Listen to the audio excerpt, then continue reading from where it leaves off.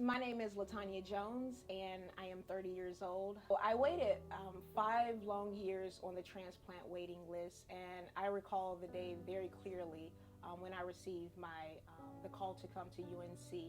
In fact, I remember I was in the shower and I missed the call from my then pre-transplant coordinator.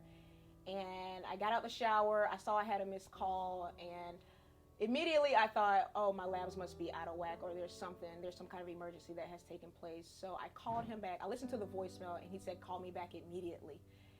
So I felt scared, but I didn't know what to expect. So I was a little anxious to give him a call back. So when I called back, he said, I have some great news for you. He said, we have a match for you.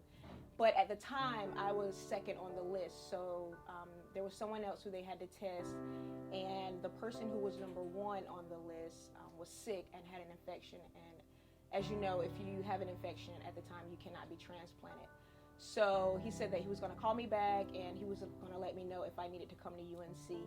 So about 10 minutes later, he called me back and he said, the liver, it matches, and unfortunately the number one person is too sick to transplant, so you're number one.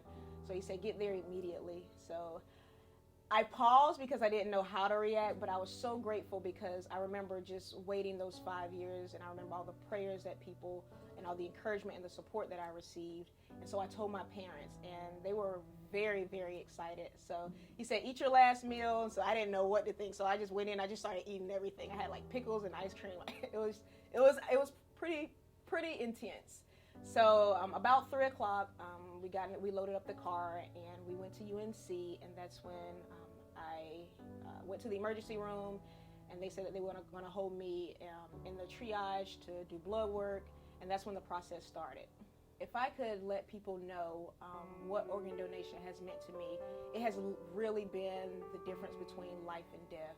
I just remember for those 5 years just not knowing, but I always felt a sense of peace that I would be okay. I just didn't know when. So when I got the call, and I remember after I woke up from transplant, my mom told me, she said, well, from what we know, the donor was a 20-year-old female, and she was very athletic, but that's all that we knew. But at that time, I was just so grateful that someone could be so selfless and to really give the ultimate gift. So, I encourage everyone to really consider becoming an organ donor, because it has really changed my life. And there's a lot of things that I'm able to do now that I was not able to do before I received my transplant. So I'm so grateful and I'm so thankful.